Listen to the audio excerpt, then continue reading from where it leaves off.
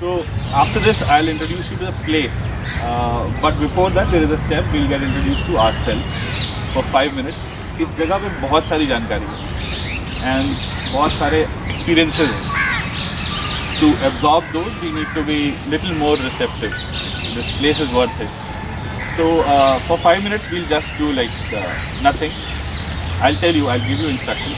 I'll play some music to just facilitate that process of doing nothing.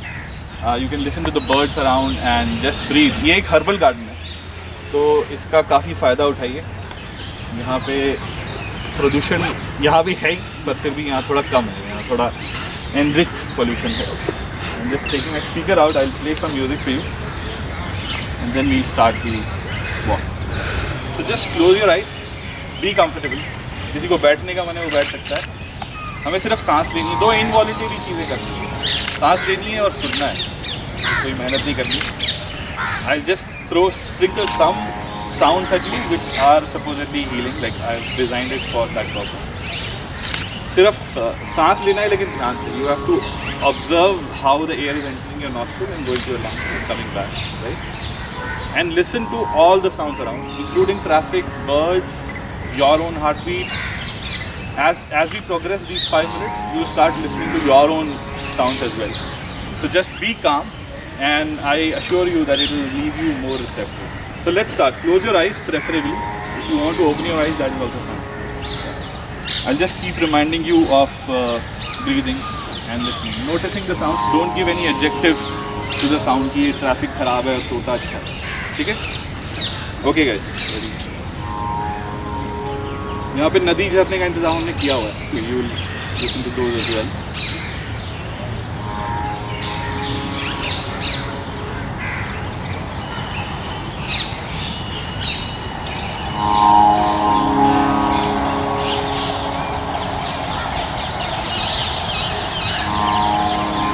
You have to observe how the air is entering your nostrils.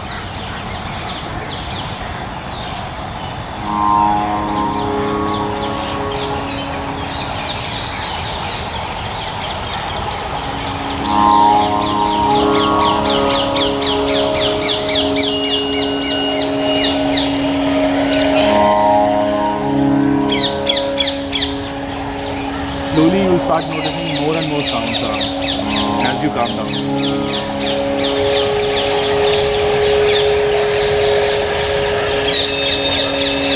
And let each sound of the bell remind you of the सांस. No? We tend to forget कि सांस भी ले रहे हैं.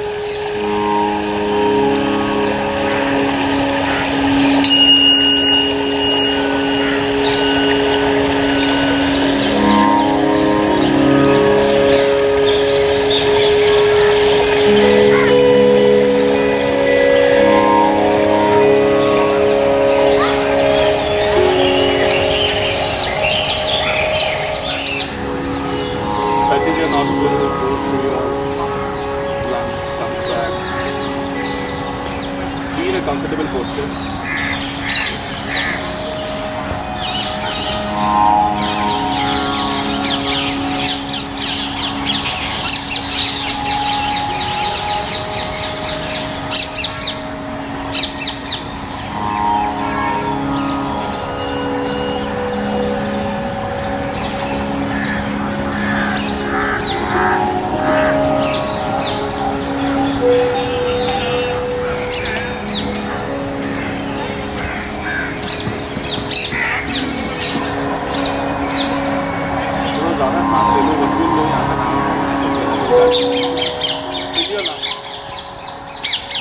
But gently. But you will have to jump for that. थोड़ा सा कुछ movement कर दो so that you're back.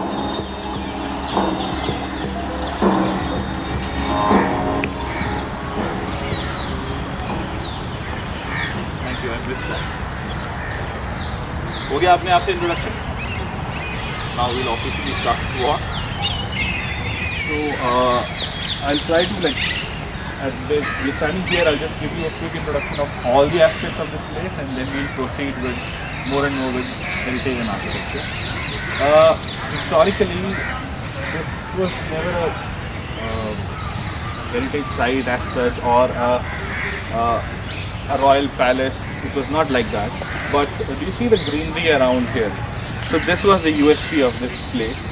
This whole area, there have been mentions of, since this was not a capital, ज़्यादा recorded history नहीं है इसके बारे में. But एक mention बार बार आता है कि there were lawns here. और एक नाम आता है बाग-ए-जुद, जिसका literal meaning I don't know exactly, but it conveys the meaning that it's a bag of goodness, richness, nourishment. और उसी नाम से बोला जाता है कि बाग-ए-जुद became the Jor Bagh thing. So that's why the nearest township you have is called Jor Bagh.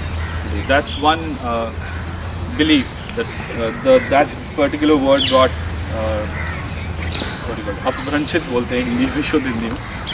But Jor is a derivative of that word itself. Corruption. Correct. You can use that word. So as we proceed, I'll give you how, like, when in the chronology of Delhi this place started becoming important. But it was always green.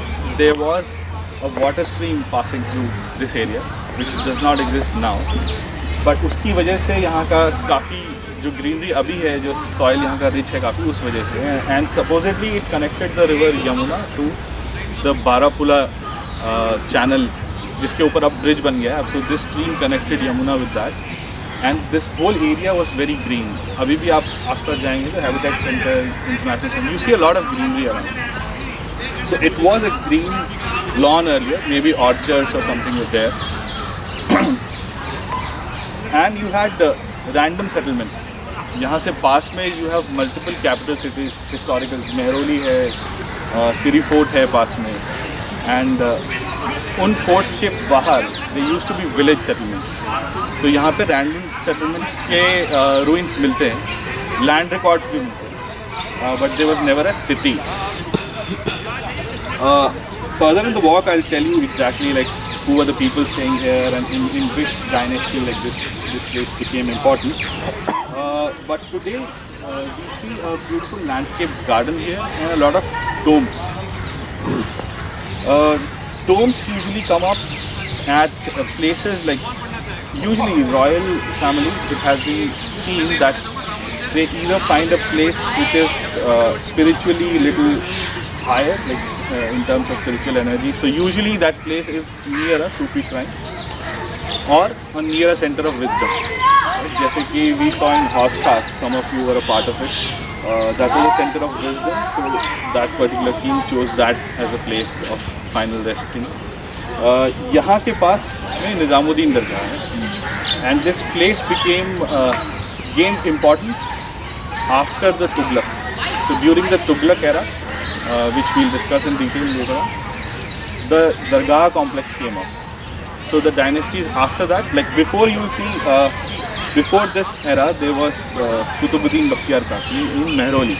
So you see a lot of royal tombs and graves over there. Similarly, after Nizamuddin Auliya came up here, there are several. This whole area has many tombs and even smaller graves of villagers and anyone who was of prominence and who could afford a land near a Sufi shrine. They took that opportunity up. So that's why you see, and such a place, the walk is titled as Necropolis.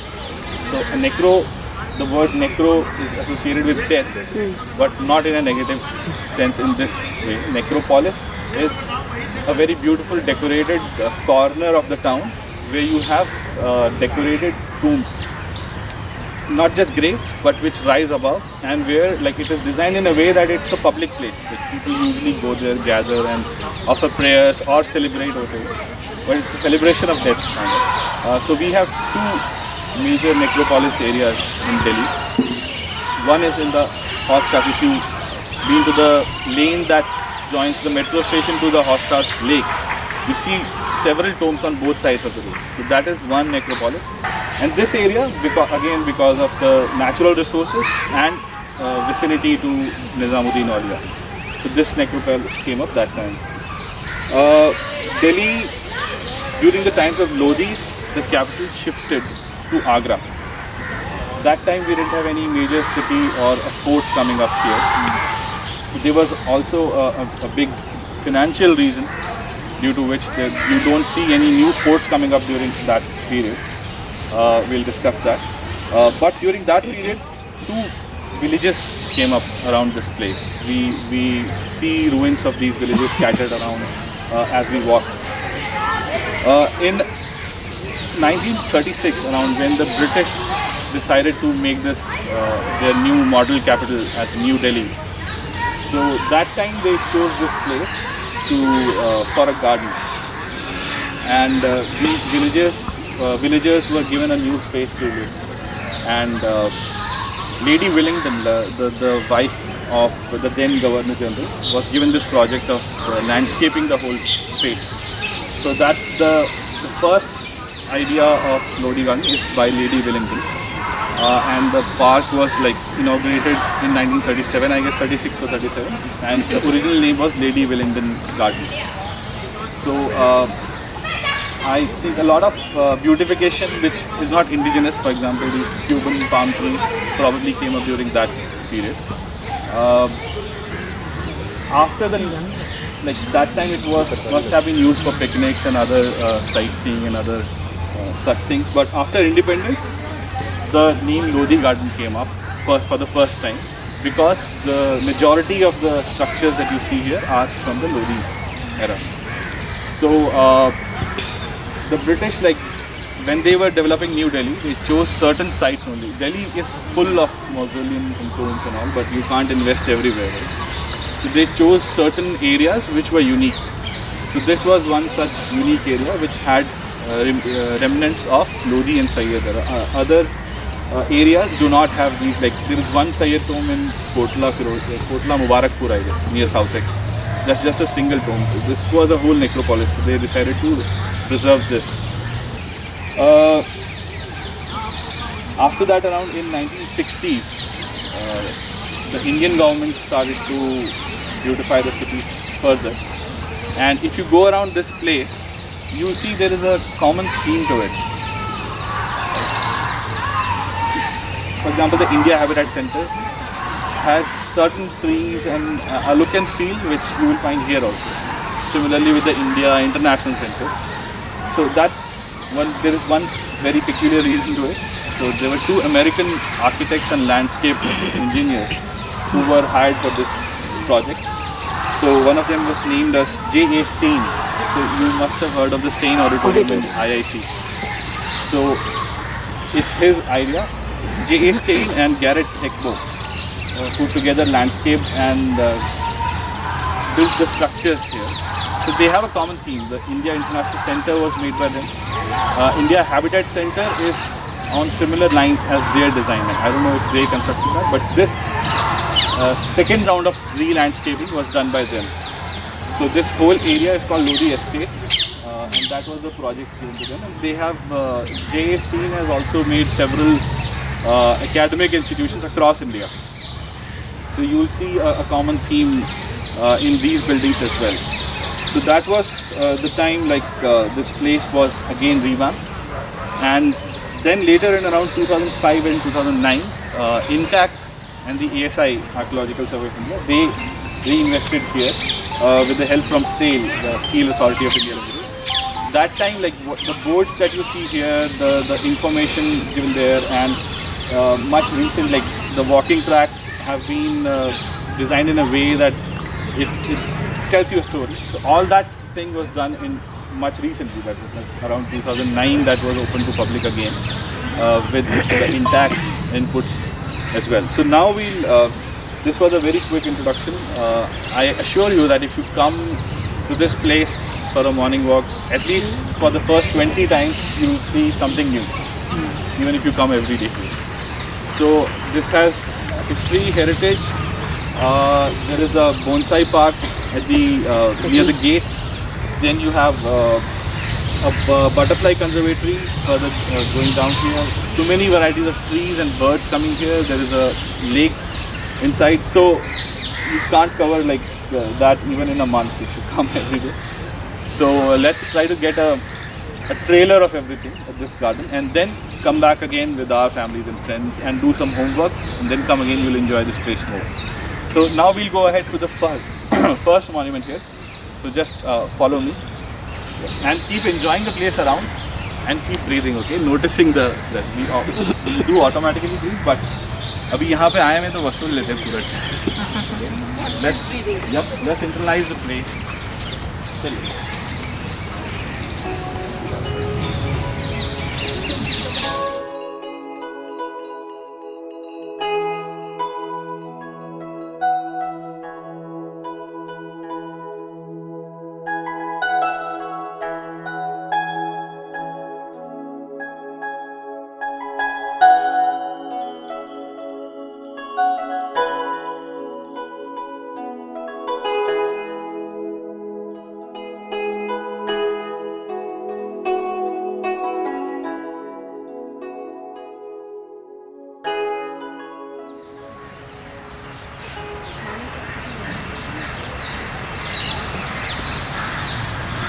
Monument के पास भी जाएंगे हम लोग.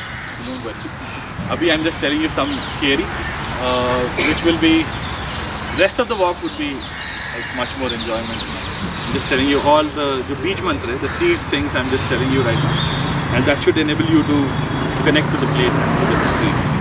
सो I told you that this has never been a capital city, but nearness to a capital is one major thing that this place came up. I've got a map for you. ये हमारी दिल्ली है.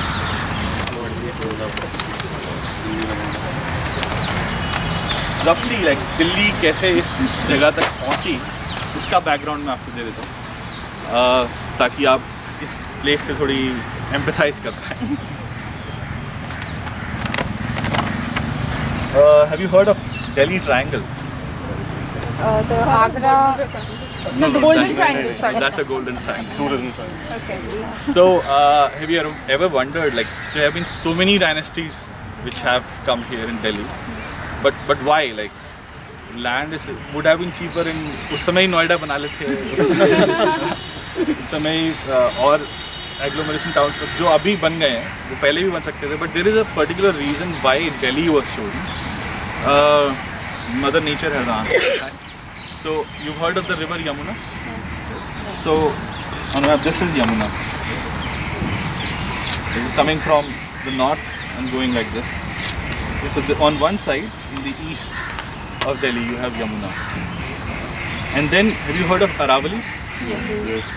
Supposedly one of the oldest mountains in the world. It comes from like to Delhi. It comes from the Rajasthan side, okay. And this is Rajasthan. So Aravallis enter Delhi like this, and they end in Delhi. Okay. Delhi and the NCR region, Faridabad, and the small hillocks that you see in Gurgaon, and that is all Aravallis. Okay. So, but before it enters Delhi, it turns into a fork. Okay. Gives a V shape like this. One of the wing is near the Delhi University Ridge area. You will see, even when you drive, you will see that some places are on a hike. The other wing grows from a very popular place which gets its name from this feature itself, the Greater Kailash Hills. You will see that all the colonies there have a name associated to Kailash. So this is the other wing from the South Delhi. It goes like this. So this V and the Yamuna, this thing is called I marked it with a pen. Yes. So this is the Delhi Triangle. Okay. So you will see all the capitals coming inside this triangle because you get natural defense. Okay. On two sides you have hills and one you have river. Right. So this is one reason that you have everything coming inside this triangle. So it started with this. Like you see this small Patkal Lake and this is Faridabad, okay, outside the triangle. And this triangle is not a hard-coded line. These are hills, so you have slopes on both sides. So that is also a protected area till some like 5 to 10 kilometers around these hills. So in around 900 to 1000 AD or so, the Tomars were ruling from they had a major center around the Suraj Kund area. The presence of a big Kund is a pond. The presence of a pond shows us that there was a big settlement there. And in between 900 to 1000, Anang Pal Tomar shifted the capital to Delhi for the first time inside this triangle. And that capital was Lal Kot, the Mehroli area. And it was there that Prithviraj Chauhan succeeded the Tomars, and he was ruling from there. He extended that Lal Kot, and that extension is called Kila Rai Pithola. So it is almost parallel to the Lal Kot, but extended.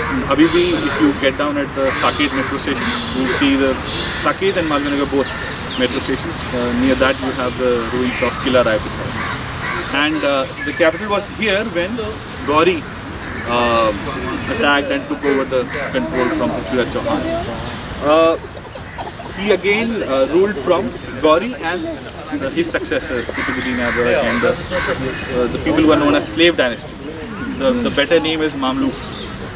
So that dynasty, they were ruling from Lal Kot area itself.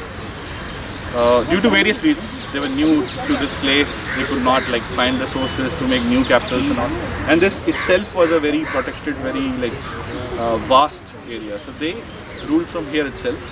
So during that period, you see the Qutub Minar complex and the other add-ons to that place coming up. It was not very stable. There were some people who were prominent. Iltutmish was the first, initial one of the. Altamash was one. Then during the mid of this era, you have Balban, whose tomb is there in Mehroli Archaeological Park near the Qutub Minar. You had Ranveer Singh coming in, Alauddin Khalji coming in. So not Alauddin Khalji, Jalaluddin Khalji. The Khaljis came. So I'm just giving a quick, this is in a way I'm promoting our other walks. Okay. So we discussed these things in details in the respective tours.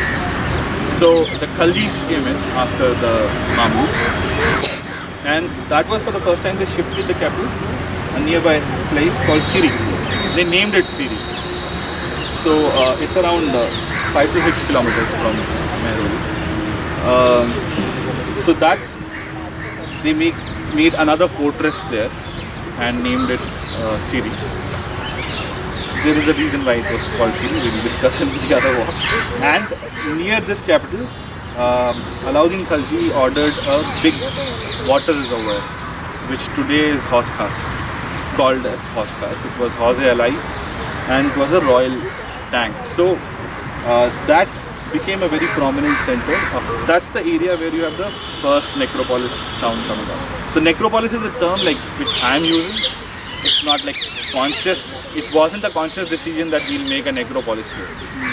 It just happened so that the royals started getting lands over there. Can you compare it to the pyramids of Yes, pyramids is the oldest example of necropolis, and there is one very famous in Pakistan as well. I'm forgetting the name, but it has beautiful structures over there. So after this, the Tughlaqs came to power. There is a turmoil and a turn of events happening, and Tughlaqs coming into picture. So the first Tughlaq king shifted the capital to Tughlaqabad, where you have the Tughlaqabad fort here. Again, it's on the edge of the triangle itself. The second one was more ambitious. Muhammad bin Tughlaq, who is known as the Mad Sultan. He decided to cover all the capitals so far into one big capital called Jahanpana, the refuge of the world. So I've marked it at the center of it. You see this dotted line? So he tried to make this whole area as a fortified area, covering Lal Kot and other things. And he could not extend up to Tughlaqabad, but there was he was trying, but it turned out to be a economic, financial fiasco. So he could not afford that. Who is it who went on for Jahanpana? He made his Muhammad bin Tughlaq. Okay, all right, Muhammad bin Tughlaq, the Mad Sultan. Okay, all right. At the center of this, he made his palace. That still stands. It's called Vijay Mandir. The name today that we have is Vijay Mandir. It's a Bengali version of Vijay Mandir. I don't know how that phrase came up, but that's a victory pavilion. It actually, you can climb up there and see all the. This is near Lakshman Public School, IIT. So, and Ibn Battuta, the famous traveler from Morocco, he recorded this thing that actually you get very interesting references from such travelogues. The king sponsors like all the kings have sponsored their own history, but that has a flavor of the royalty. But the traveller has recorded this, that in a very lush green patch between Lal Kot and Siri Fort, Muhammad bin Tughlaq has made his palace. So you still have Aurobindo Ashram there and several NCRT, IIT full of greenery there. So that lets you connect to that. And the wall is also there. It's in ruins, but that when we go towards that Siri Fort and The Siri Fort wall is there, yeah. towards the Mehrauli, and when we go towards, you can see the wall somewhere. What we have now is walls of Siri Fort, walls of Kila Rai Pachwada, walls of Lal Kot. Jahanpana walls do not exist, but the major structures, for example, there is a Satpura Dam near Saket, the opposite Saket Select City Mall.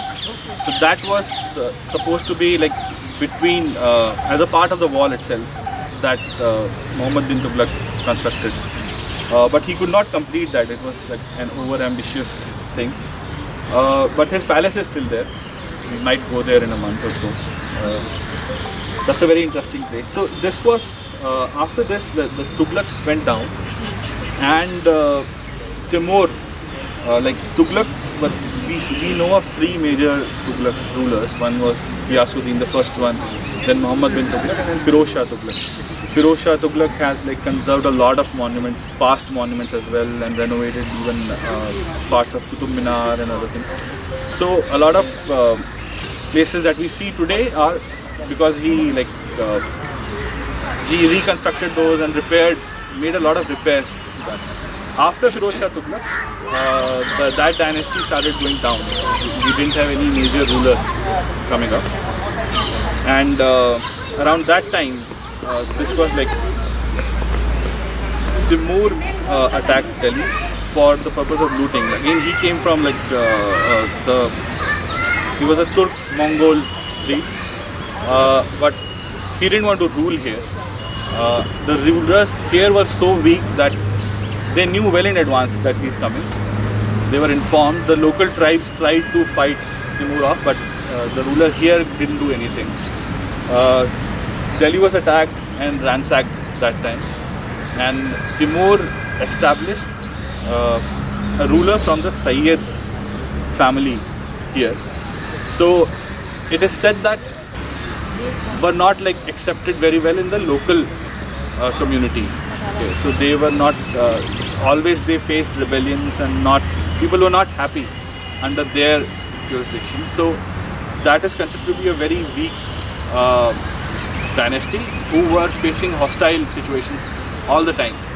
Okay, but they were friendly with Timur. They were loyal to Timur. So like they were named as rulers, but they used to send taxes, gifts. They were like they were told that this much tax should be sent to Timur. Till Timur's grandson, like they used to be loyal to them, and then the throne was went to the Lodis. So we'll discuss how it went to the Lodis. So now we've reached the beginning of the Sayyid era, and this is one remnant of that era. So we'll walk up to the place.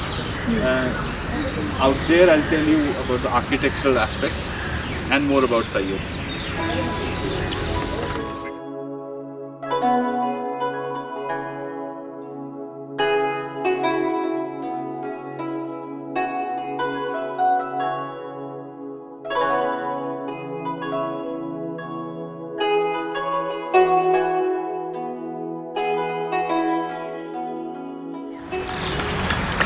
As the board reads, like this is the tomb of Muhammad Shah Sayyid.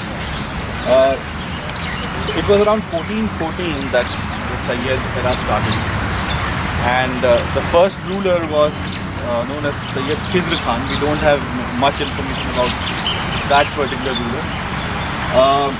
After that, the second one was Sayyid Mubarak Shah. Mubarak Shah's tomb you have in Kodla Mubarakpur. That's why the place gets its name near Southex. That was the first known remnant of the Sayyid era that we have today.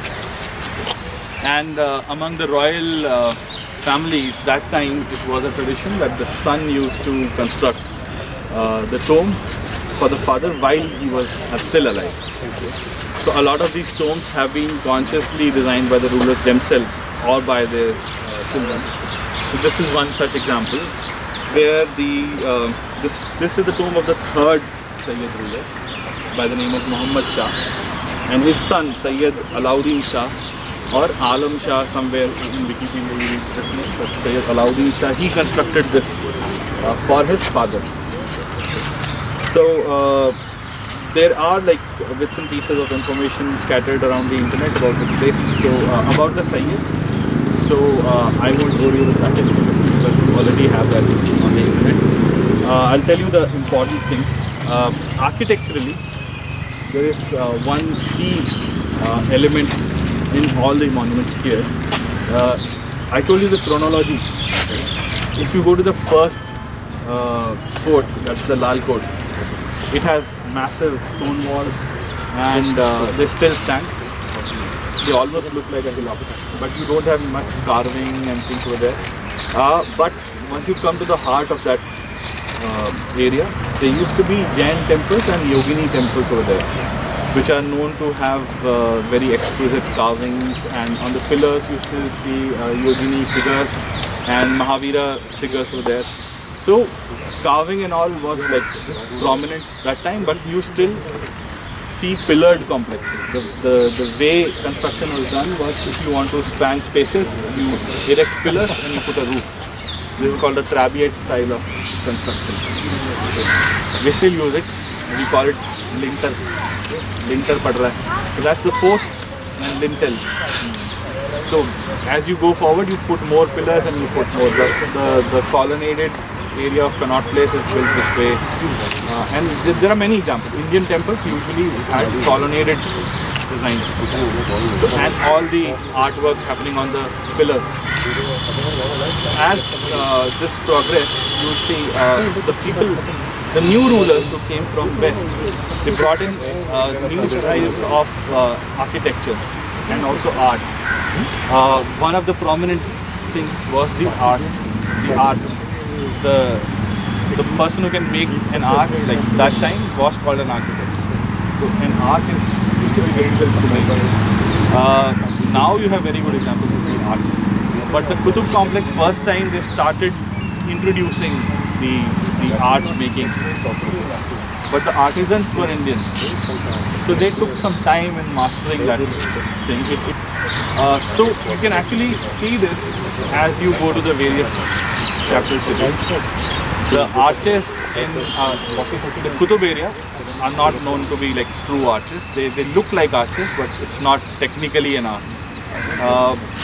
When you go to the Hauz Khas complex, that is like around 150 years after this, by then, within the Qutub complex also you will see an example of the fusion of Indian and Western style, which has a very, I don't like that name, but they use the name Indo-Islamic architecture. So architecture is never related to a religion.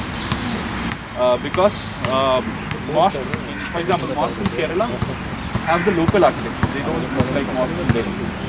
Similar with temples, okay? If you go to the northeast, the temples look different, and in Gujarat you have different styles.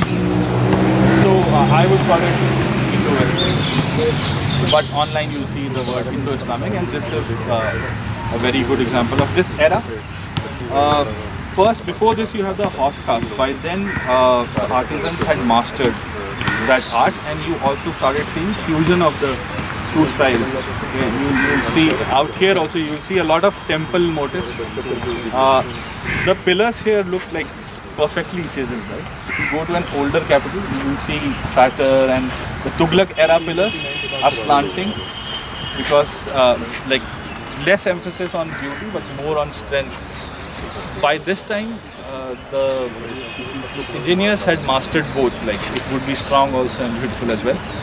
So in the Hauz Khas complex, for the first time we see that the artists have mastered this art. The lower the lower area in that, like, now you can call it basement, but that was the ground actually. That is in the Western style, and the first floor, which now we see on the ground, is in the Indian style. So it has pillars, the lower one has arches. So that time the ruler Firoz Shah Tughlaq actually started fusing these art forms and sponsoring more such deeds. So by the time you reach Lodhis and Sayyids, this has been mastered a lot, and they have been. Earlier, it used to be reused. Basically, you take a temple door and you put it in a dome. But by this time, you started making fresh. Do you see that doorway? It's like a typical. But dome is not a temple thing. The lotus above the dome is a temple thing. Then you have these small umbrellas. These are called chhatris. This is again a Indian way of using. So it's a like kind of heaven for photographers and also artists, sculptors, and all. You'll see a lot of fusion happening here. You see lotus petals on the pillar.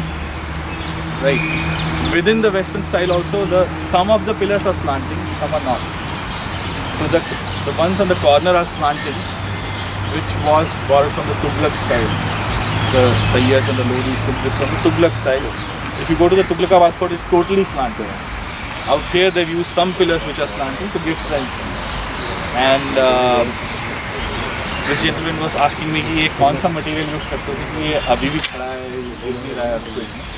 So the material is from Delhi itself. It's called the Delhi quartz from Aravali, what you find by mining the Solabati area and all these nearby areas.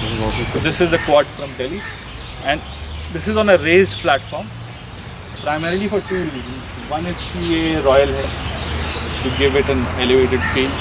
The second one is that इसके नीचे पूरा pillared structure और है, पूरा basement है, जिसकी वजह से ये strong है, ये गिरा नहीं है अभी तक. अंदर ज़रूर reinforcements किए गए हैं, स्टील ब्रैकेट्स और ये सब भी लगाए हैं, पर जो बेस है उसकी वजह से काफ़ी स्ट्रेंथ मिलता है स्ट्रक्चर को. Takes all the load, and also the dome, it holds the thing together. Load भी देता है वो, लेकिन it also holds the structure together. मैंने काफ़ी आर्किटेक्चर प्लान कर लिए, अभी इंटरनेट से ही पढ़ के आया,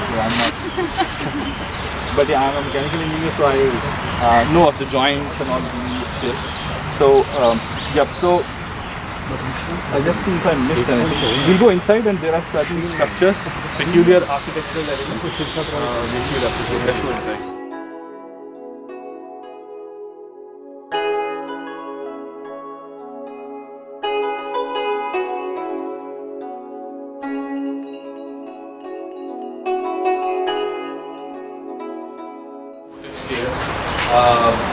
This is supposed to be a color, right?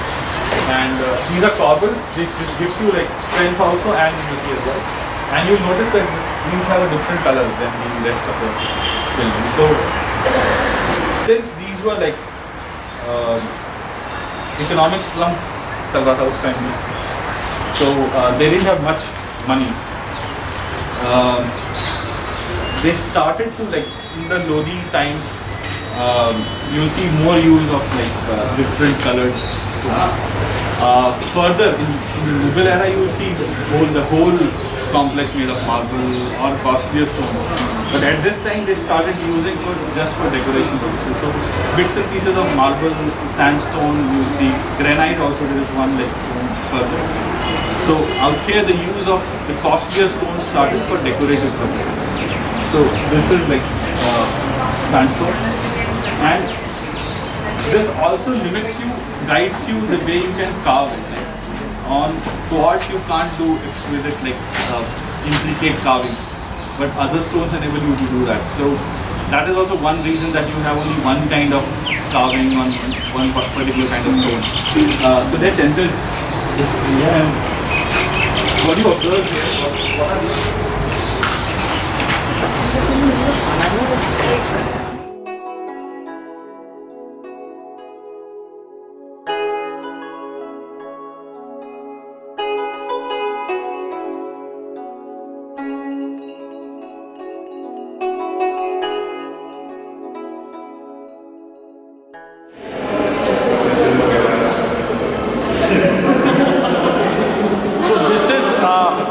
This is one of the earliest examples of octagonal tones. Octagonal tones. In this era, we had two kinds of tones, octagonal and square. This is one example of an octagonal tone. And by this time, you see have you been to the Qutub complex? The tomb of Iltutmish? you were So I told you about the corner corbels, how the dome is placed over these corner. Do you see that these are more intricately carved and they look more perfect than those in the Qutub era? So this is like by this time the art of making the domes was perfect. So that's why you see very chiseled corbels, the things that are jutting out to support the dome. Okay. I'll just briefly tell you again. This is an octagonal structure. The dome is circular. How do you place a circle on an octagon? Is by introducing these small juts, like things jutting out. They give you another edge. Okay, so the number of edges become double as an octagon, and you start approaching a circular figure. So even if you want to build higher, you build more of these corners. So, and then you place a dome over there. These windows that you see, these are also not perfect circles, but above them again you have smaller marbles. You see those? You are introducing more and more number of edges, making it circular. And then you place the dome here. What about these ingredients in this? These are royal. Yeah, in the royal tombs, usually you have Islamic, Quranic verses. Quranic verses. And in some of the tombs, you have particularly chosen verses. I'm not sure about this one, but some tombs have a ayat called Ayatul Kursi. Kursi is the throne. So the ayat for the throne, the person sitting on the throne, he should do like this or follow certain things. Those things are inscribed. So these are all graves. These are all royal graves. Yeah, these are royal graves, and as per the common sense of the belief, the central one is believed to be of the ruler, Muhammad Shah. That's just white. And the graves that you have, these raised platform, these are usually male graves, with a few exceptions. I think Humayun's grave doesn't have this, or you make these things in various sizes. If it is a marble grave, you just have a thin marble strip over it. It's called a kalamdan. And those without these kalamdan are the male graves. A mosque usually doesn't need a particular item or a thing, but you need to face towards Mecca. So, west. For India, it's in the west. If you are in US, then Mecca is in the west. So, later on, this wall was closed to mark that this is the way to face. Yeah. And usually you see that a lot of tombs, people don't worship tombs.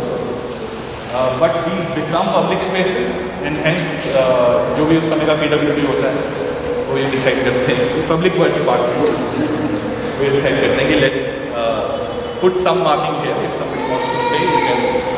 This were also used for gatherings and jama only. Jama masjids sort of. You collect here and gather here. So इसीलिए some places you will see wall mosques. They're simply a wall. The screens in the Qutub area are simply like, you see high walls with arches. इसके बीच में Qutub Minar का photo खींचते हैं. Those arches are just to signify the direction of the so that कि दूर खड़े लोगों के साइड हम अच्छे भी देख रहे कहाँ पे face करना है. So this is for that purpose. There are so many architectures. आगे सारे लोग आएंगे. So now we walk back, and now the Lodi era starts from here.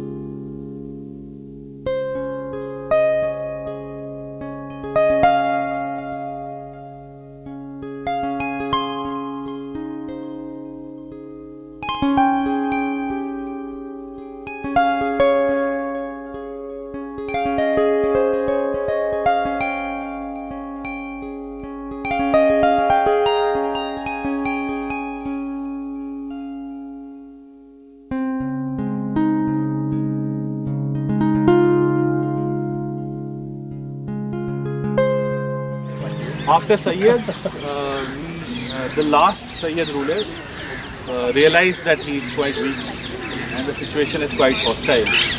So he gave up the throne to one of the very powerful nobles from the Lodi family. His name was Behlol Lodi. So he became the founder of the Lodi dynasty here. His tomb is there next to the Chirag Dilli Dargah. Some of you might have seen. It's a very peaceful place. वहाँ आपको ज़रूर जाना चाहिए. Tomé काफ़ी गंदी हालत में है, लेकिन जो दरगाह कॉम्प्लेक्स है वो काफ़ी अच्छा है. दिल्ली में कुछ ही शांत जगह हैं, उनमें से एक वो दरगाह है. बाहर काफ़ी शोर शराबा है, पर कॉम्प्लेक्स के अंदर घुसते ही कुछ जादू से चीज़ें शांत हो जाती हैं. ये आपको देखना, खुद एक्सपीरियंस करना पड़ेगा. तो उसके बाद बेहलोल लोधी वॉज सक्सीडेड बाय उनके जो बेटे का नाम था सिकंदर लोधी, जिसके समय तक आके थोड़ी सी शांति बहाल हो चुकी थी और थोड़े पैसे और आ गए थे रूलर्स के पास. और वो उनका शौक सिर्फ रूल करने के अलावा आर्ट में, आर्किटेक्चर को स्पॉन्सर करने में, writing. He was himself a poet, कविताएँ लिखते थे खुद, और काफ़ी सूफी श्राइन्स और मस्जिद उस समय काफ़ी स्पॉन्सर किए गए और इस तरह के स्ट्रक्चर्स काफ़ी स्पॉन्सर किए गए. तो सिकंदर लोधी ने यहाँ के काफ़ी सारे स्ट्रक्चर्स जो हैं वो स्पॉन्सर किए हैं. तो ये वाला पर्टिकुलर स्ट्रक्चर उन्होंने प्री वेडिंग शूट्स के लिए बनवाया. वो काफ़ी थॉटफुल थे. ये भी टूम एरिया ही है, टूम्स ही है ना ये. This is just for fun. ये जो स्ट्रक्चर आपको दिख रहा है, ये एक मस्जिद है, और वो वाला जो स्ट्रक्चर है देखने में काफ़ी सारे टोम जैसा है आपका, और उसके अंदर कोई ग्रेव नहीं है. तो हिस्टोरियंस ऐसा मानते हैं कि ये एक डोरवे है, दरवाज़ा बनाया गया है इस मॉस्क के लिए. मॉस्क जो है ओपन है. ज़्यादातर ऐसे मॉस्क जामा मस्जिद कहलाते हैं जहाँ पे लोग जमा होते हैं, स्पेशली फ्राइडे को. कॉन्ग्रीगेशन मॉस्क बोलते हैं इंग्लिश में. So you gather here and you offer prayers. तो इसमें भी जो मेन स्ट्रक्चर है वो ये वॉल है जो डायरेक्शन बता रहा है. उसके आसपास कुछ एरिया दिया गया है शेल्टर के लिए, और पूरी पब्लिक को आप शेल्टर के लिए आप बना नहीं सकते कुछ. तो उसके बाद ओपन एरिया. और ऐसे जो स्ट्रक्चर्स हैं जिनके बारे में ज़्यादा नोटेड हिस्ट्री नहीं होती है, आप ऐसा ऑब्जर्व करेंगे कि उनके नाम उनके फिजिकल अपीयरेंस के हिसाब से पड़ जाते हैं ज़्यादातर, या फिर उनके यूज़ के हिसाब से. अगर जैसे वो टोम में हमें रूलर पता था तो उसका नाम है मोहम्मद शाह सैयद टोम. बाकी जिनकी हिस्ट्री नहीं पता होती है, अब ये बाकी डोम से बड़ा है यहाँ का डोम, तो सिंपली इसका नाम यही पॉपुलर हो गया, बड़ा गुंबद. इससे जुड़ा हुआ जो मॉस्क था वो बड़ा गुंबद मॉस्क आज कहलाता है. जैसे कि काली गुमती, सकरी गुमती, इस तरह के नाम हैं बहुत खास एरिया में. राजों की बावली मेहरौली आर्कियोलॉजिकल पार्क में, तो राज मिस्त्री उसको उस समय यूज़ करते होंगे जब लैंड रिकॉर्ड्स लिखे गए, ब्रिटिशर्स ने जब लैंड रिकॉर्ड्स लिखे, तो इसलिए ये नाम ओरिजिनल नाम नहीं होगा. इससे कुछ इतना स्पॉन्सर करके बनाया तो कुछ अच्छा ही नाम रखा होगा उस समय. फिलहाल इसका नाम है बड़ा गुंबद मॉस्क. तो प्री वेडिंग शूट के लिए ही ये बना था, लोग प्रेयर भी करते थे. ये जोक है, ओके. तो लेकिन हाँ, this is a very picturesque location. यहाँ अच्छी फ़ोटोज़ आती हैं क्योंकि आपको डेप्थ ऑफ फील्ड मिलता है. बहुत सारे ऑब्जेक्ट्स हैं, आप वहाँ खड़े होंगे तो ये पूरी क्यारी रो ऐसे आ रही है, फिर आपको प्लांट्स हैं, फिर पीछे स्ट्रक्चर है, मल्टीपल लेयर्स हैं. तो इसलिए यहाँ पे फोटोग्राफी काफ़ी अच्छी होती है. साथ में अंदर जाएंगे तो एक आर्चेस की लाइन है सीधे पूरी, तो आपको फोटोग्राफी नहीं भी आती तो भी अच्छी फ़ोटो आती है यहाँ पे. तो इसलिए जस्ट ट्राई दैट आउट. मैं लेक्चर कम लूँगा यहाँ पे. आप यहाँ पे मेरे हिसाब से तो हिलते हुए कैमरे से भी लेंगे तो भी अच्छी आती है. साथ में जो आसपास कलर है और बीच में पत्थरों का सादा कलर जो आ रहा है ना, वो एक वैरायटी देता है, प्लीजिंग टू आईज. तो let's walk inside. I will tell you some more things about the structure and just आंखों को आराम दें यहाँ पे. देखें इस जगह को. इतना अच्छा इलाका है.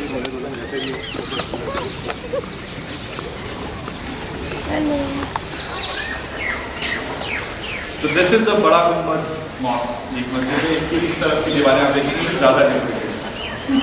इस तरफ फेस करके देगा. बाकी जगह जो है इसमें कैलीग्राफी और प्लास्टर वर्क आपको सिखाया। इस समय तक उतनी तकनीक हाई फाई नहीं हुई थी कि आप स्टोन पे वैसी कैलीग्राफी कर पाएँ। तो ये स्टोन के ऊपर लगाया हुआ प्लास्टर पे कैलीग्राफी करके उसको टाइप किया गया। बट ये काफ़ी यूनिक, इस तरफ आप देखिए तो ऑलमोस्ट लगता है कि ओरिजिनल कलर है। थोड़ा सा सफाई हो जाए तो ये नया ही लगेगा। जो ये कैलीग्राफी है उसके एक्सपर्ट यहाँ खड़े हैं, फोटो खींच रहे हैं, अमान इमाम गार, ये भी शर्मा रहे हैं इसलिए बताएंगे। He is a calligrapher, he can tell you more details if you want. Calligraphy में कुछ चीज़ें होती हैं, एराबिस्क बोलते हैं, फोलिएज उसमें बनाई जाती है, उसके ऊपर टेक्स्ट लिखा जाता है। तो उसके काफ़ी सारे एग्जाम्पल यहाँ पे हैं। We discuss this in detail in the Qutub complex walk, क्योंकि वहाँ पे मैसिव स्ट्रक्चर है जिससे कैलीग्राफी हुई है।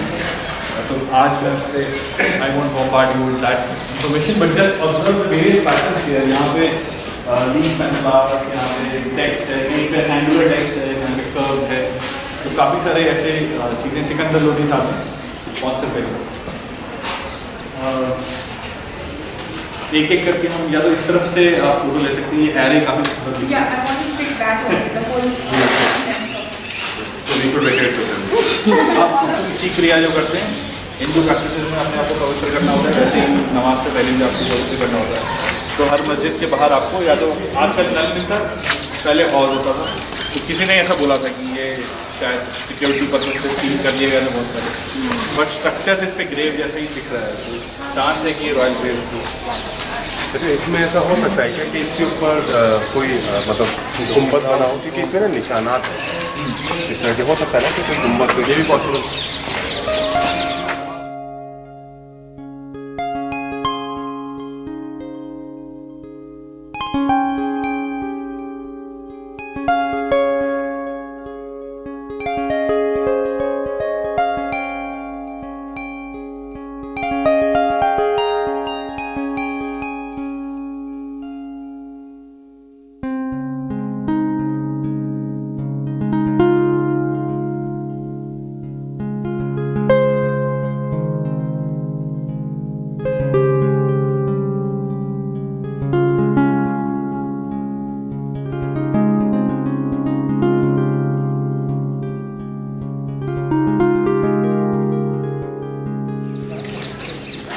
जो मैं आपको आर्च कह रहा था, बुरी इसको बोलते हैं हिंदी में, उसका ट्रू आर्च का पहचान ये है कि उसके सेंटर में एक उल्टा ट्रायंगल स्टोन होगा।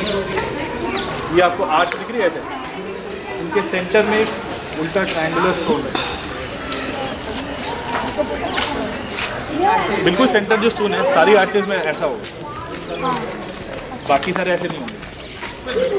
ठीक है, वो एक टेक्नोलॉजी है कि आपको ऊपर से जो लोड पड़ रहा है, या तो आप टेबल बनाएंगे 4 पैर वाला टेबल, वो होता है ट्रैबिएट स्ट्रक्चर, या फिर आप ऐसा एक स्टोन देने से क्या होता है कि वो स्ट्रेस को डिस्ट्रीब्यूट कर देता है 2 तरफ।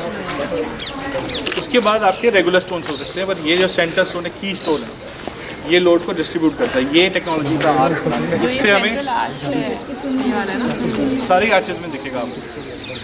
अगर ये नहीं है, दूसरा तरीका क्या है ये शेप बनाने का कि आप स्टोन को काट दो ऐसे, that is known as a false arch or a non true arch, because उसमें सेंटर स्टोन लोड डिस्ट्रीब्यूट नहीं हो रहा है उसमें। So this was the technology which enabled, जिसकी वजह से आप दूर दूर अपने पिलर्स बनाते हैं।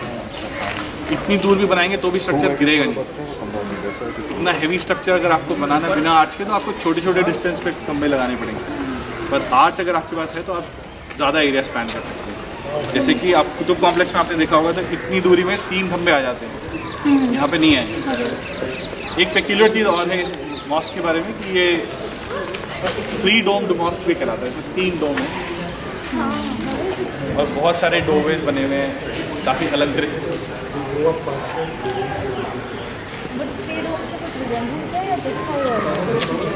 इसका एग्जैक्ट पर्पस क्या है मुझे स्टडी करना पड़ेगा, लेकिन आपको काफ़ी सारे रॉयल एरियाज में इस तरह के 3 डोम मस्जिद, जैसे मोती मस्जिद है। Is it just an architectural style?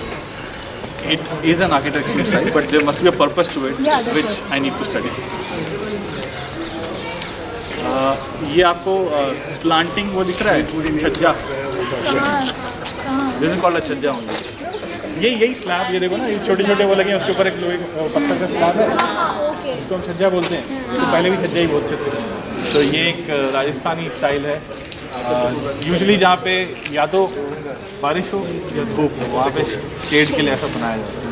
तो ये भी एक ऐसा एलिमेंट है जो कि इंडो वेस्टर्न या इंडो इस्लामिक आर्किटेक्चर की पहचान माना जाता है कि इस एरा तक फ्यूजन शुरू हो गया था, काफ़ी फ्लरिश कर रहा था।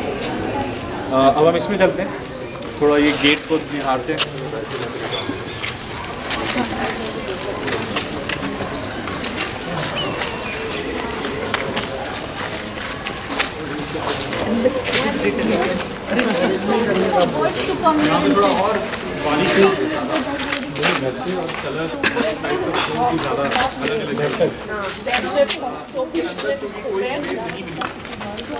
और ऐसा दूसरी जगहों पे भी देखा गया है कि एक डोरवे बनता है usually to enter a grand mask.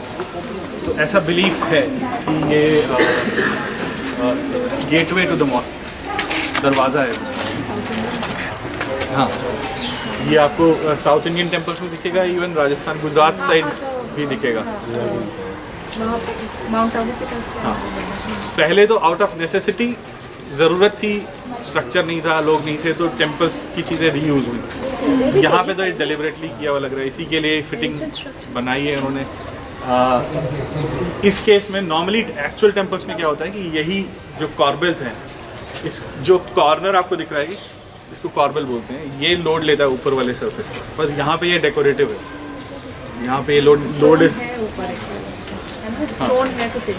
है, वो आर्च पे सारा लोड आ रहा है, और उसके ऊपर जो आर्चेज हैं वो ये डेकोरेटिव पर्पस के लिए। फ्लोरल पैटर्न्स इसमें दिखेंगे आपको, कलश दिखेगा, लोटस दिखेगा कई जगह पे। ये काफ़ी कॉमन एलिमेंट्स है, ये काफ़ी। यहाँ पे जो the peculiar thing that I want to tell about is the ruler himself, Sikandar Lodi. उनके बारे में ये तो पता ही है कि he rule for around 30 years, 28 years तक उन्होंने रूल किया, जो कि उस दौर में एक यूनिक चीज़ थी, कोई उतना स्टेबल रूल कर नहीं पा रहा था उसमें। एंड देन उनका जो और इंटरेस्ट थे कला के जगत में, poetry, architecture, sponsoring a lot of painting work, calligraphy and all. Mehrauli archaeological park में जो जमाली कमाली मॉस्क है, वो भी उन्होंने ही, उनके फंड से ही स्पॉन्सर हुआ होगा। Jamali is believed to be a Sufi saint, जो कि इनके पोएट्री मेंटर भी थे। तो ऐसी स्टोरीज भी हैं, ऐसे मेंशंस हैं कि सिकंदर लोदी ने अपनी पोएट्री उनसे चेक करने को भेजी, फिर उन्होंने A+ लिख के भेजा, फिर उन्होंने पब्लिश करी। पर इस तरह के मेंशंस हैं, तो उससे ये पता चलता है कि उस शख्सियत का इंटरेस्ट कैसा रहा होगा। And all that is manifesting, वो यहाँ पे उभर के आ रहा है, उनके जो शौक हैं in sponsoring such a place, such structures. So this is again reminder, another example. हम अंदर घुस के देख लेते हैं। एलिमेंट्स आपको वैसे ही दिखेंगे जैसे पहले वाले टोम में थे। इसमें बस एक चीज़ आ रही है कि वो सन बीम आ रही है, somebody can capture. Yes sir. अगर हम यहाँ से देखें तो ऐसा होता है कि दोनों हाथी हैं। हाँ, हाथी का सूंड है यहाँ से, राइट। तो ये बहुत ज़्यादा मेवाड़ी आर्किटेक्चर है। तो जब हम लोग मेवाड़ की तरफ ट्रैवल करते हैं, कुंभलगढ़ या उदयपुर की तरफ अगर आते हैं, तो इस तरह का गेटवेज आपको देखेंगे जिसमें तोरण बंधे रहते हैं। तो ये वैसा सा नहीं लगता? हाँ, वैसे ही, बिल्कुल वैसे ही, बिल्कुल वैसे ही। और क्या मुझे ही लग रहा है ये हाथी टाइप है? मुझे भी लगा हाथी टाइप है। ये सेम डिज़ाइन ग्वालियर फोर्ट में मिले थे, वहाँ ओरछा में भी यही, ओरछा में जहांगीर महल की एंट्री में ऐसा लग रहा है कि जैसे ये हाथी हैं वो लेके ऊपर कोई south Indian temples but not everywhere. वहाँ तो प्रॉपर लक्ष्मी दोनों तरफ, लक्ष्मी और दोनों तरफ हाथी होते हैं। The ones in Tamil Nadu, not in Kerala. The ones in Tamil Nadu also have. इस्लाम में लाइफ फॉर्म्स बनाना प्रोहिबिटेड है, पर वो कला तो बाहर आएगी इंसान की। तो इसलिए प्रॉपर उसको डिपिक्ट नहीं कर रहे हैं, बट वो शॉर्ट ऑफ नहीं, I think a lot of calligraphy also. जैसे प्रेशर कुकर पे होता है ना, सीटी बजाने के लिए दबाना पड़ता है, तो आपने एक चीज़ कर्व करी हुई है तो दूसरी चीज़ फ्लरिश करती है। तो इस तरह के काफ़ी सारे फॉर्म्स बने हैं जिसमें कैलीग्राफिकली यू राइट इट समथिंग और लगेगा कि हाथी है कुछ। तो वैसा ही ये स्ट्रक्चर में भी ये चीज़ उभर के आ रही है। और यहाँ पे तो ऐसा नहीं है, काफ़ी हाइट है। पर एक when I went to Orchha, वहाँ पे एक टेम्पल एक्सपर्ट ने ये बताया था कि इसका डोर एग्जैक्टली ऐसे ही और उसका हाइट और डिमेंशंस इस तरह बनाए जाते हैं कि आप सूर्य नमस्कार का एक स्टेप में जब आप खड़े होंगे तो आपका ये हाथ इसमें फिट हो जाएगा। इस तरह से वो प्रे करते थे। तो वहाँ के तो एक्चुअली मैंने देखा कि मतलब मेरी हाइट का कुछ खड़ा हुआ हाथ पकड़ करे तो फिट हो रहा था एकदम। यहाँ पे तो लेकिन किसी को खली वली होना पड़ेगा हाथी वाथी पे बैठ के नहीं। लेकिन वो ये सही बोल रहे हैं कि जो चीज़ें रॉयल वेलकम में यूज़ होती हैं उनको डिपिक्ट करने की कोशिश कई स्केल बड़ा कर दिया गया maybe। हाँ बड़ा गुम्बद बड़े लोगों को पूरे तरफ आर्टवर्क भी करना है तब्दीली की and this is just for quite possible gateway का कॉन्सेप्ट आपको और जैसे एक कुतुब कॉम्प्लेक्स एंट्री है which is now a monument Alai Darwaza it's a heritage monument for us. For them it was just one of the gates, the many gateways to that fortified area. तो यहाँ पे आपको और इंटीग्रेट थोड़ी सा गाइड हो रही है, लेकिन अगर आप ध्यान से देखें तो हर जैसे ये देखने में तो अच्छा लगता है पर ये ऊपर का एक एज और दे रहा है, 3 एज और दे रहा है और this square right this canopy that is coming out इसके ऊपर once we made this तो हम इसके ऊपर 3 एज और इसी तरह से इसके ऊपर और छोटी और एजेस बढ़ते जा रहे हैं सर्कुलर तो this is again art also architecturally also this is a very important element. इसके अंदर भी आप देखेंगे छोटे छोटे आर्चेज है जो लोग बोलते हैं कि शायद दिया रखने के लिए होगा, इसका यूज़ काफ़ी कुछ है लेकिन उसका आर्किटेक्चरल यूज़ भी है, रेलेवेंस उसका आर्किटेक्चरल भी काफ़ी है।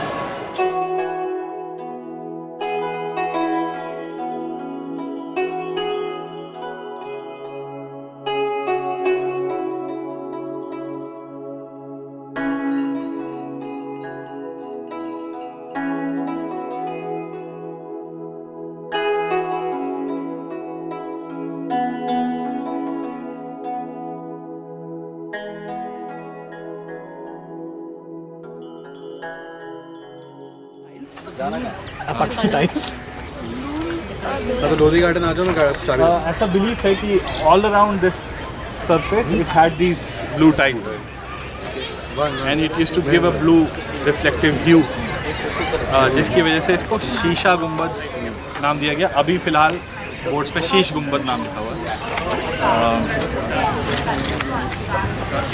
So this was again in Sikandar Lodi's time and this is इसके बारे में ये नहीं पता कि किसका टोम है, इसलिए इसके फिजिकल एट्रीब्यूट्स पे इसका नाम है, नाम पड़ गया शीश गुंबद। सम पीपल केम लेट तो आई वाज टेलिंग कि the peculiar thing about this place is that the blue tiles which were imported from Persia. Later structures have greater use of such tiles. यहाँ पे one of the oldest ये structure है जहाँ पे हम ये वाली टाइल्स देखते हैं पर्शियन। इसके बारे में मेंशन कई ट्रैवलर्स ने भी किया हुआ है कि ऐसा ब्लू रिफ्लेक्ट करने वाला टोम है यहाँ पे। Specifically, I don't know which travelers and in which books, but I read it online that there are historical references to this tomb being known for its the reflective hue that it creates, and this is at the center of the whole landscape, which probably Britishers chose this as the center. As I told earlier, ये पूरा पहले एक ही garden नहीं हुआ करता, these were just open lawns में अलग अलग टोम्स थे। तो लैंडस्केपिंग के टाइम पे इसको सेंटर चूज़ किया गया हुआ। अगर आप घूमेंगे यहाँ पे तो यहाँ का नक्शा लगा हुआ है, तो मैप उसमें दिखेगा कि ये सेंटर पे है, उसके आसपास एक पूरा म्यूजियम है, उसके अंदर वाटर बॉडीज और ये सब बनाए गए। इन टाइल्स के अलावा यहाँ पे बाकी एलिमेंट्स वही हैं जो हमने पहले देखे। तो let's enter this and we have the one major tomb at the end of this.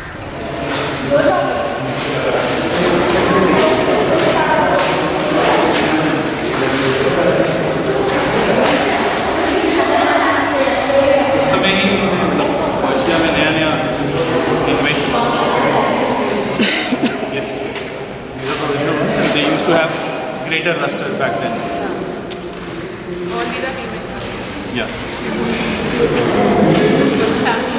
but 8, that one I suppose is Yeah, that's यहाँ पे you will see that a lot of plaster still remains. So the monument that we saw till now apparently also had similar plaster on the inner wall, which has come off. इस तरह के काफ़ी सारे आपको monuments में दिखेगा कि कहीं कहीं पे प्लास्टर बचा हुआ है, यहाँ पे काफ़ी सारा बचा हुआ है, तो उससे अंदाज़ा लग सकता है कि बाकी ऐसे नहीं रहे। मतलब जब उन्होंने बनाया था तो उन्होंने रूइन नहीं बनाया था, उन्होंने एक्चुअल नया स्ट्रक्चर बनाया था जो अब रूइंस में है। If you want to visualize, सब में अंदर प्लास्टर रहा होगा, जितने टोन्स अपने हमने देखे कुछ इस तरह से होंगे। काफ़ी सारा इस पर रेनोवेशन भी है।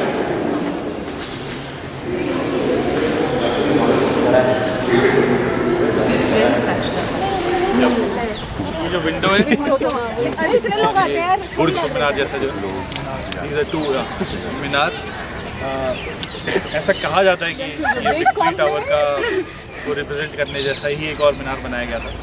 तो इसके जो कुतुब मीनार का ओरिजिनल जो डिज़ाइन था उससे मिलता जुलता ये माना जाता है, पर मुझे थोड़ा सा इसका बेस बड़ा लगता है। बट नहीं, कोस्ट मीनार तो अलग से लगता है। और ये जो विंडो है जहाँ मैम खड़ी है उसको झरोखा बोलते हैं।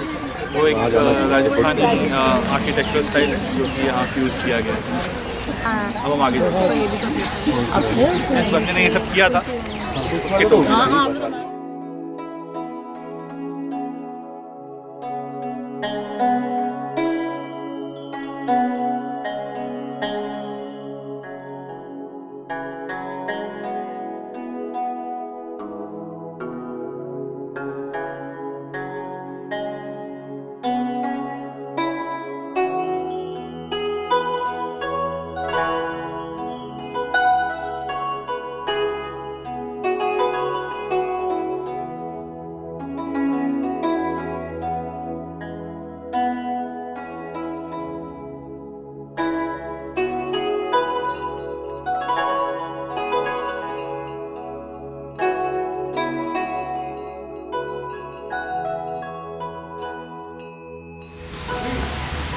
Anything peculiar you observed here? Yeah, first the slabs are very slanted. Other जो छज्जा आपने बोला था दूसरे का straight था, यहाँ पे एकदम slanted है. हाँ. And after so many centuries, it remains a work in progress. Right. So it is very human. We are just And like it that. has a boundary wall which others don't have. Yeah. So that's the most unique thing is the boundary wall. It has been made in the form of a fortress. It is believed so by historians that because this was the tomb, जो main राजा का ये tomb है, इसलिए उसको respect दिखाने के लिए इसके आसपास सिक्योरिटी वॉल भी बनाई है एज ऑर्नामेंटेड। ऐसा बिलीफ है, भी हमें पक्का नहीं पता क्यों ऐसा है, लेकिन और भी एक दो जगह पे ऐसा देखने मिलता है कि रिस्पेक्ट दिखाने के लिए तो ये हाइट पे है और इसके आसपास सिक्योरिटी वो है। साथ में ये एक तरह का इंक्लोजर भी रहा होगा क्योंकि ये एक पब्लिक स्पेस बन गई और वो वाली आप वॉल देखेंगे तो थोड़ी ऊंची।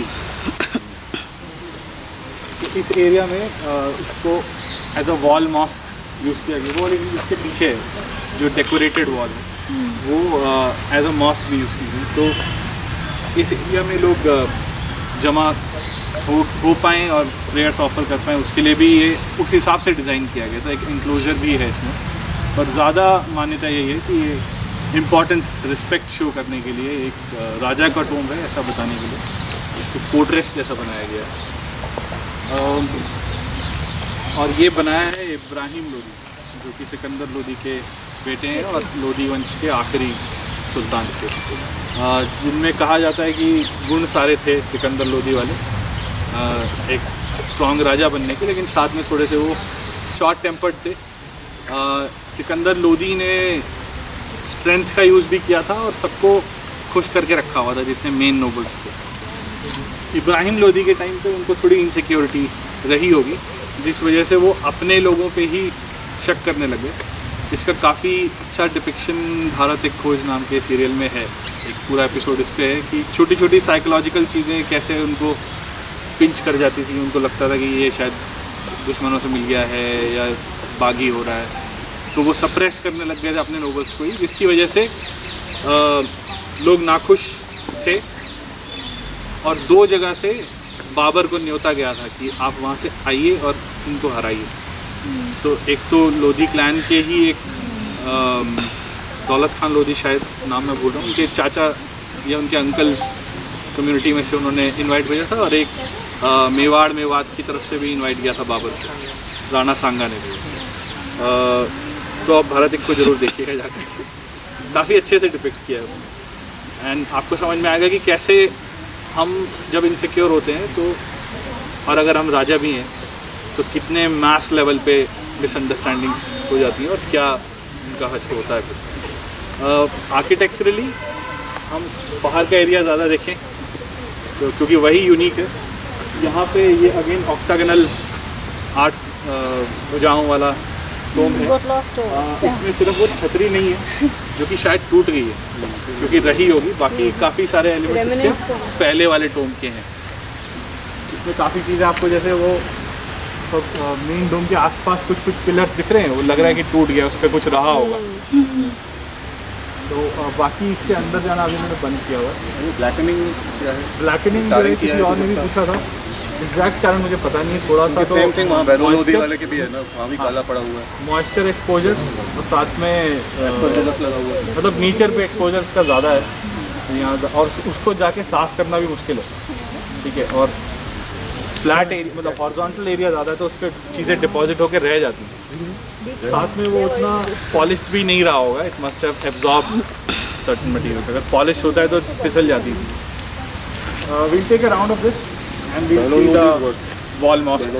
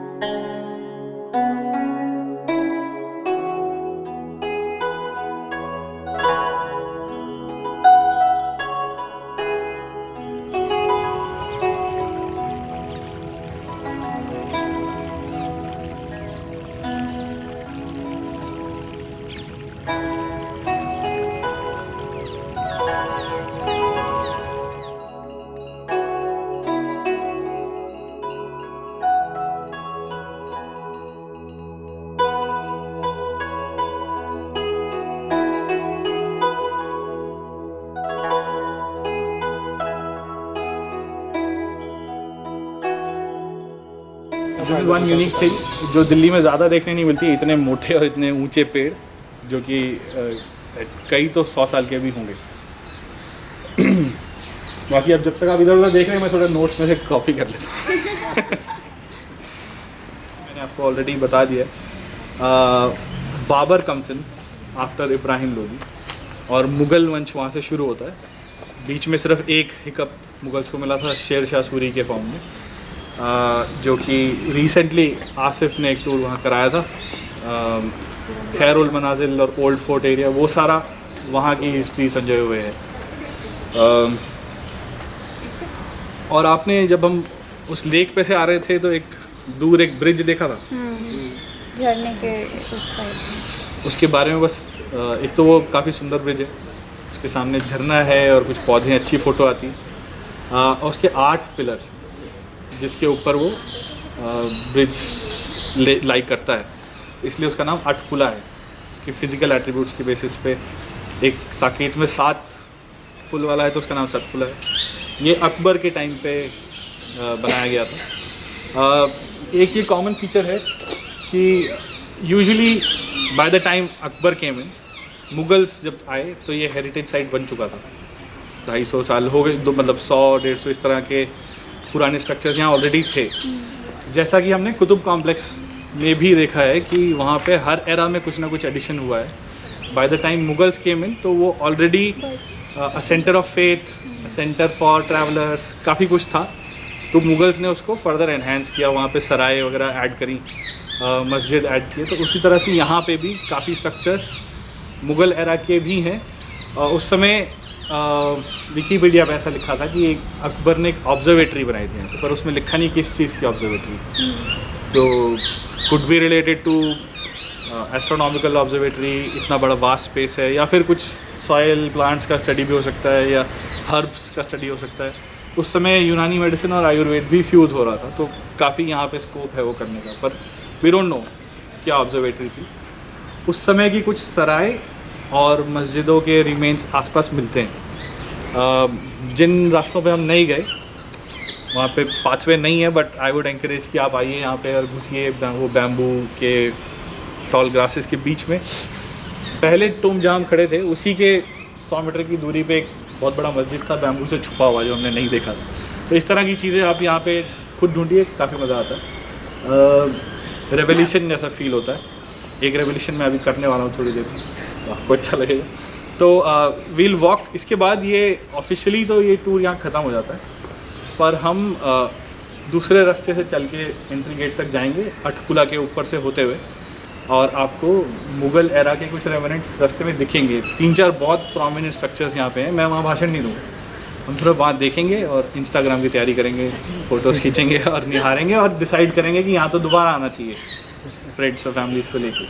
ठीक है, एक बार फिर से मैं नोट्स देख लेता हूँ। नोट्स में मैं पूछूँ, यहाँ पे जो विलेजर्स थे जिनको यहाँ से रिसेटल किया, हटाया गया, वो कौन से जनरल एरिया में थे? वो आपको जो कुछ हैं उसके रेमिनेंट्स हैं अभी? जहाँ से हमने पहला वो शुरू किया था ना टोम, उसके पास एक छोटा गेट भी है। आप मेन गेट से तो हम लोग आए थे, उसके जस्ट पहले एक वॉकवे वाला गेट है, वहाँ से अगर आप घुसेंगे और बटरफ्लाई कंजर्वेटरी के आसपास जो एरिया है वहाँ पे कुछ कुछ छोटे छोटे रेंज प्लेटफॉर्म, कुछ कुछ कब्रें हैं जो कि खैरपुर और अलीपुर नाम के विलेजेस की मानी जाती हैं। जो ये तो ब्रिटिश रिकॉर्ड्स में है कि खैरपुर, और ये दूसरा वाला का नाम फिर से देख लेता हूँ, अलीपुर ही है शायद, अलीगंज, सॉरी, खैरपुर और अलीगंज इन्होंने रीलोकेट किए, तो वो लैंड रिकॉर्ड्स में है। उसके अलावा भी काफ़ी सेटलमेंट्स रहे होंगे।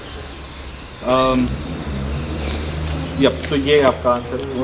कुछ कुछ कब्रें और छोटे छोटे मॉस्क जैसे स्ट्रक्चर आपको दिखेंगे, दैट इज़ फ्रॉम। और एक बिल्कुल लास्ट में जब हम निकलने वाले होंगे तो एक बड़ा सा कोस मीनार जैसा स्ट्रक्चर है, वो भी बाद के एरा का माना जाता है। उसके आसपास कुछ है नहीं, हमें पता नहीं वो क्या है, but it is interesting, will go there. What else? जा नथिंग एल्स। रास्ते में 3-4 प्रोमिनेंट मुग़ल रेमिनेंट्स आएंगे। रेवोल्यूशन ये है कि मेरे पास, बोलिए।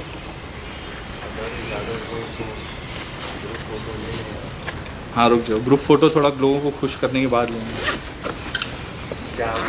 हाँ हाँ, कुछ लाया हूँ मैं, सो दैट आपकी खट्टी मीठी यादें रहें।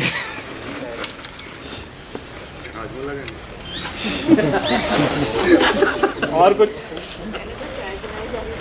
कुछ गड़बड़ है, चाय भी पिलाई जा रही है, ये भी क्योंकि ये मिडिवल टाइम की वॉक है, तो कुछ ऐसी चीज़ है जो मिडिवल टाइम से चल रही है, सबकी अभी भी चल रही है। सबकी नहीं, फ्रेश है। नहीं, हो सकता है कि ये जिस पेड़ से आए हैं वो उस एरा के हों। अगर कोई डिस्ट्रीब्यूट कर ले प्लीज़। Shraddha, can you? इसमें आम पापड़ और इमली वाली टॉफियाँ हैं। तो पेड़ से कौन सी कंपनी की है? कंपनी पता नहीं, इसका ना कुछ हुई हुई ऐसे चुलबुली है, ऑर्गेनिक है। He wants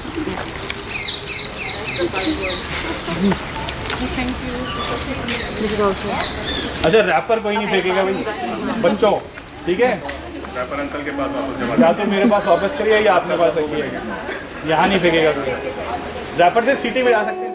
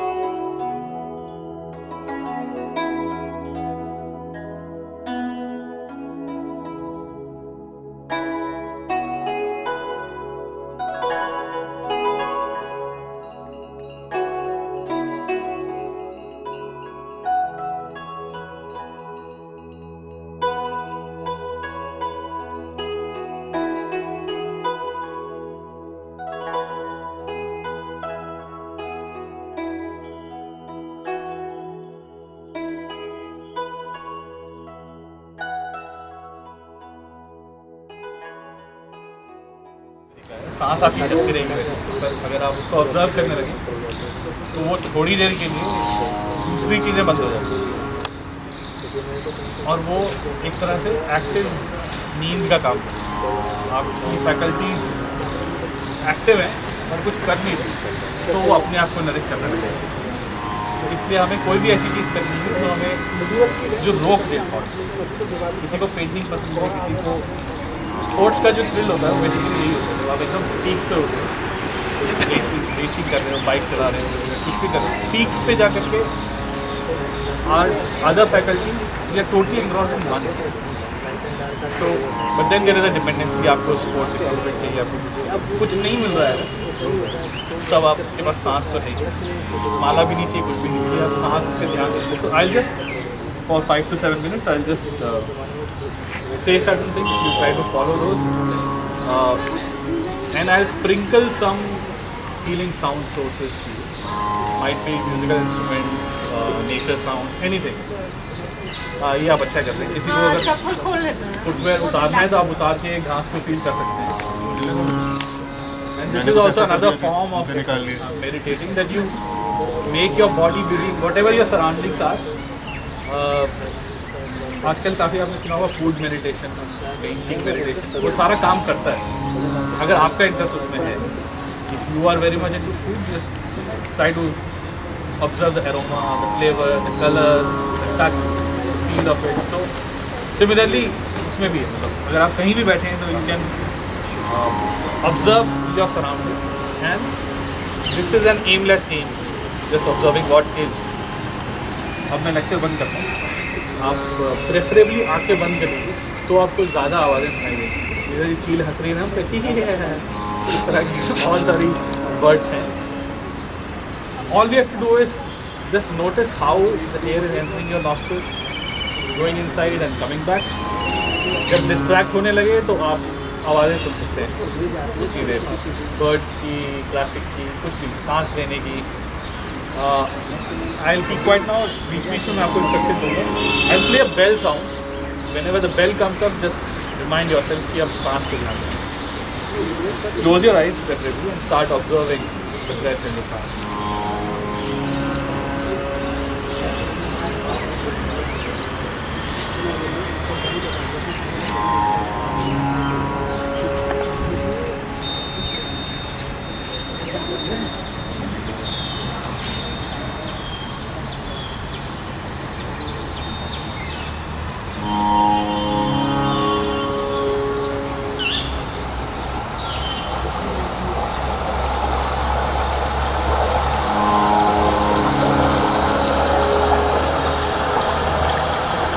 Don't think of any adjectives, अच्छी साउंड है, बुरी है, और होनी चाहिए, रुक जानी चाहिए, ऐसा कुछ नहीं। जस्ट जो है वो है।